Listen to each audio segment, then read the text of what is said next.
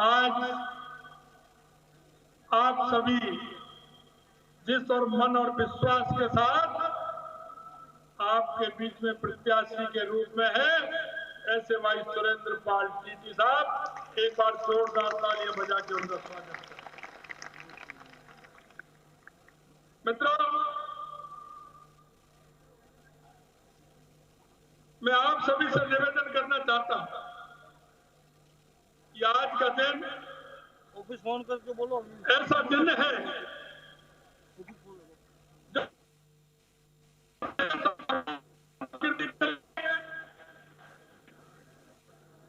जिन्होंने अपने आप को कुर्बान कर दिया।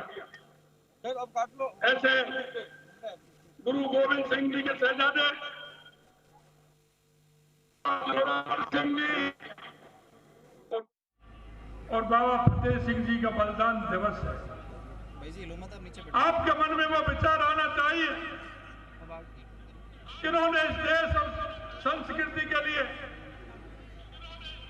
किस तरह से अपना बलिदान दिया। और मैं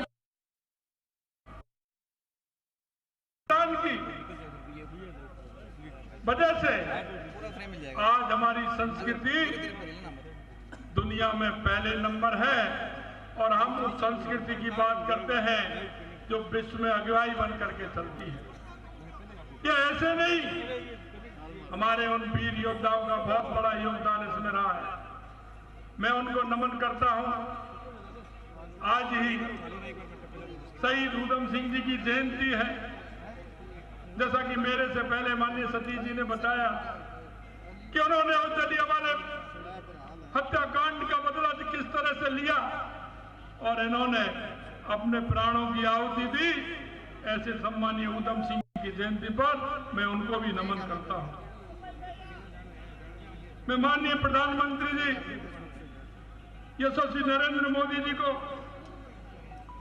धन्यवाद देता हूं कि 26 दिसंबर को उन्होंने वीर बाल दिवस के रूप में पूरे देश के अंदर मनाने का ये काम किया। आज हम सभी जगह इस दिवस को मनाते हैं। मैं आप सभी का अभिनंदन करना चाहता हूं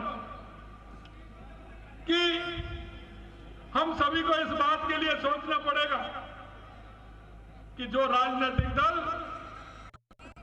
इस देश के अंदर अपने आप को सबसे ज्यादा इस देश में जिन्होंने राज किया, उन्होंने इस देश के लिए क्या किया।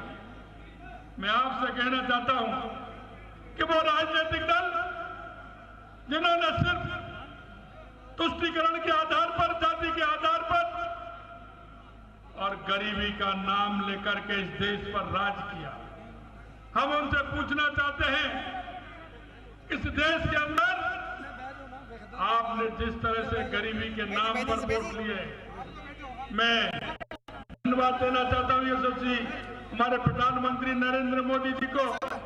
2014 के बाद इस देश और राजनीतिक नेताओं को बदलने के लिए मजबूर किया है और उन्होंने जिस तरह से राजनीतिक पार्टियां सिर्फ चुनाव के अंदर घोषणा करती थी, चुनाव के अंदर वादा करती थी, यशस्वी प्रधानमंत्री जी ने बता दिया और जनता में मित्रों ये विश्वास पूरे देश के अंदर है कि जो नरेंद्र मोदी जी जो कहते हैं वो करते हैं और करते हैं वो ही कहते हैं। उन्होंने राजनीतिक दलों को सिखाना प्रारंभ किया है। कैसे भी सही मित्रों, वो राजनीतिक दल के नेता भले कुर्ते के ऊपर जनेऊ पहनते हैं, लेकिन उनको बदलने के लिए अगर मजबूर किया है तो देश के प्रधानमंत्री नरेंद्र मोदी जी ने किया है। राजनेताओं के प्रति जो धारणा थी, राजनेताओं ने जिस तरह से अपनी स्थिति बनाई थी, अगर उसे भी बदलने का काम किया है तो देश के यशस्वी प्रधानमंत्री नरेंद्र मोदी जी ने किया है। आए दिन आप 2014 से पहले सुनते थे कि किस तरह के घोटाले देश में होते थे, किस तरह की स्थिति देश के अंदर होती थी। कोई किसी बस स्टैंड पर बम फोड़ करके चला जाता था, कोई किसी रेलवे स्टेशन पर फोड़ता था, तो कोई किसी गुरुद्वारे के सामने फोड़ करके चला जाता था, तो कोई मंदिर के सामने फोड़ करके चला जाता था। यह नरेंद्र मोदी जी का युग है। 2014 के बाद उन्होंने दिखा दिया कि यह 56 इंच छाती का व्यक्ति है या कोई कुछ होने वाला नहीं है।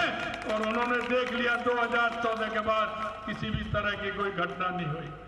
अगर कोई घटना हुई भी है तो माननीय यशस्वी प्रधानमंत्री जी ने उन हमारे सेना नायक को खुली छूट दी है।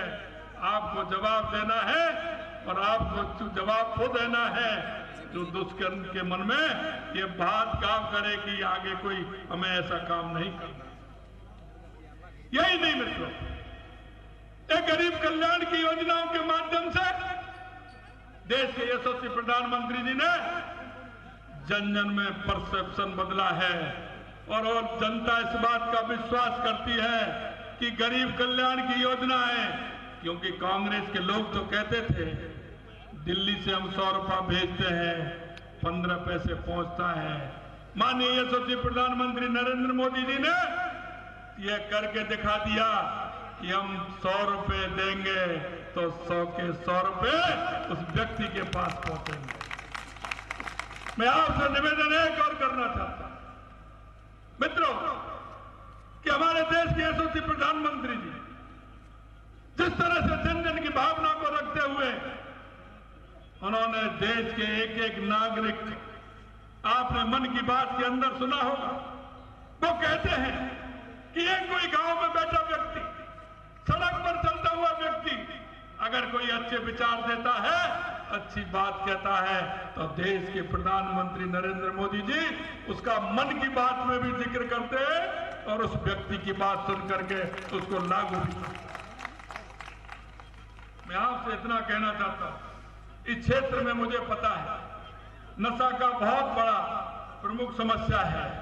मैं आपको बताना चाहता हूं, यहाँ के लिए नशा मुक्ति के लिए अलग से योजना